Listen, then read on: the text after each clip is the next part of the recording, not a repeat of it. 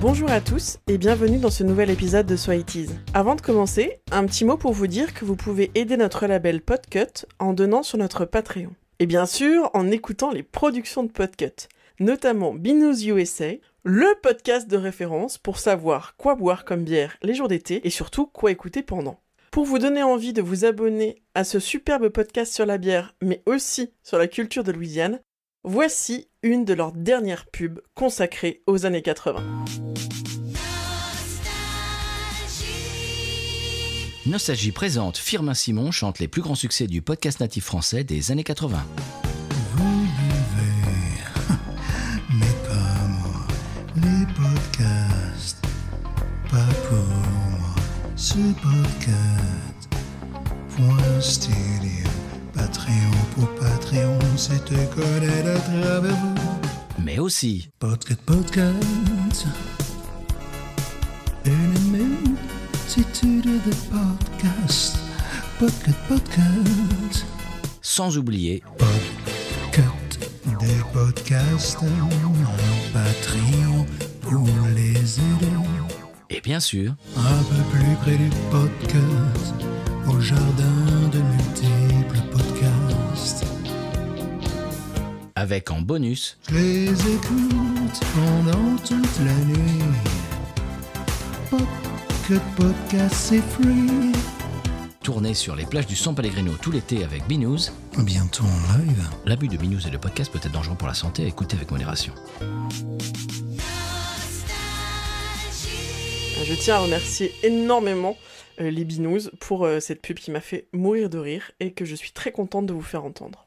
Pour ce numéro de fin juin de So It Is, je suis revenue sur un de mes films d'enfance. Petite, j'ai rodé les cassettes de l'intégrale des films de Fernandel, Don Camillo et Pépone Forever, mais aussi 4 bassets pour un Danois et la série des Coccinelles.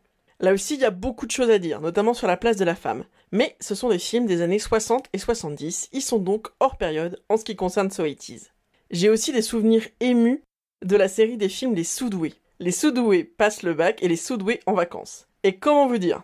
J'ai eu du mal à revoir ces deux films en 2019. Ça a été très compliqué. J'ai eu envie de renier une part de moi-même. Le racisme, le sexisme, la grossophobie de ce film ne m'avaient pas marqué à l'époque, mais maintenant je ne vois que ça. Je ne me souvenais que des scènes absurdes durant lesquelles un aveugle accorde un piano dans le fond d'une piscine, ou les tours pendables de Bébel et de sa bande pour tricher grâce à l'utilisation d'anti-sèches talonnettes ou bandeaux pour cheveux. Les Soudoués passent le bac pour le Québec et les Soudoués tout court dans l'Hexagone est un film de Claude Zidi sorti en 1980.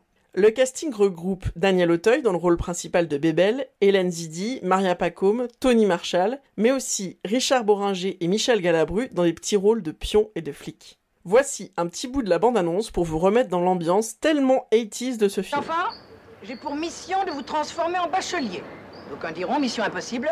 Je relève le défi et je gagnerai. Sans cas Julien, recalé. Les cancres! Ah, mais ils l'auront, leur bachot, mais ils l'auront! Une bombe va sauter à 10h30 au cours Louis XIV. Une bombe! Vous savez ce que ça fait, une bombe? Une bombe, ça fait boum, et puis voilà. Oui, Léon, ils sont matés, mais je vous dis, ils me l'auront, ce bac. Vous encourez une peine de 6 mois. Alors ils n'auront pas leur bac, parce qu'ils ne pourront pas tricher. Mais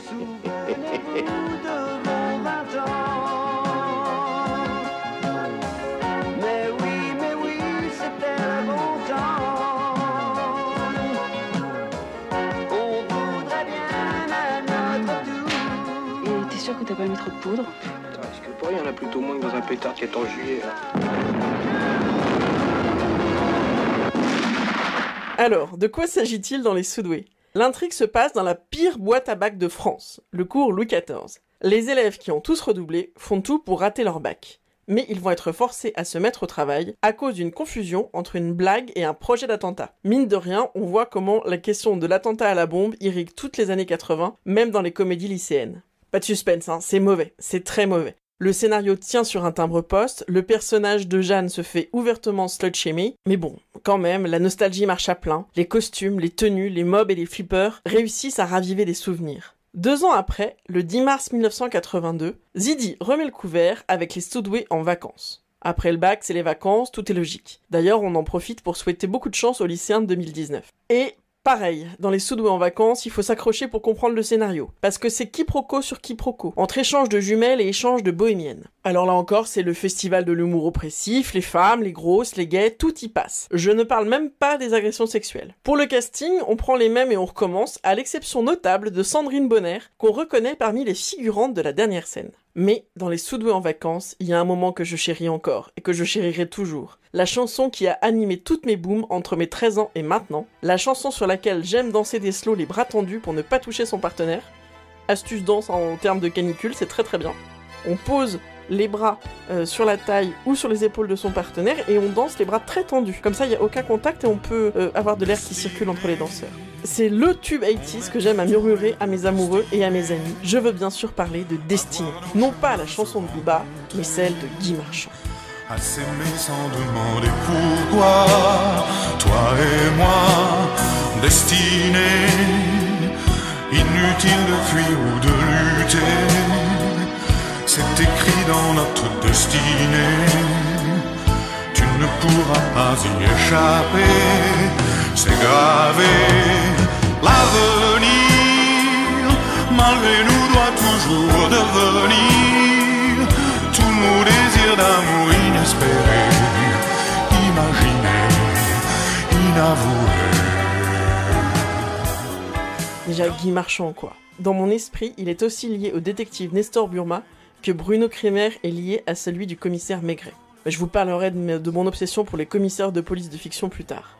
Donc Destinée a été écrite par Philippe Adler et Guy Marchand. La chanson joue un rôle crucial dans le film, puisque l'affreux Paul Memphis, le chanteur du film et le méchant aussi, cherche à écrire le tube ultime. Et pour cela, il teste ses chansons dans le Love Computer. Ah, c'est très très technique. Hein. Les effets des paroles et de la musique sont captés par tout un amas de fils, genre les mêmes que celui du téléphone dans la boom. Bébel et Claudine se rencontrent sur ce slow. La composition scientifique de cette chanson, dans le but d'en faire un tube via le Love Computer, mène à des grands moments de poésie, avec des recherches de rimes en âge, type plage versus coquillage, ou désespoir, je vois tout en noir, il va pleuvoir. De la grande poésie donc. La musique, elle se rapproche énormément de L'été indien de Jodassin. Il s'agit même d'un pastiche, voire de la même chanson avec les notes à l'envers. Cette chanson sera utilisée dans un autre film la même année, et ce film aura un immense succès, puisqu'il s'agit du Père Noël est une ordure. Guy Marchand est d'ailleurs un peu frustré, car on ne lui parle que de cette chanson qui est son plus grand tube, alors qu'il est un plutôt bon chanteur par ailleurs. Pour conclure la chronique sur le meilleur de ces deux films, je vous propose d'écouter le couplet en japonais de la chanson Destinée. Je crois que c'est celui que je préfère. Pour nos amis japonais ici présents, je vais vous interpréter les premières paroles de ma chanson en japonais.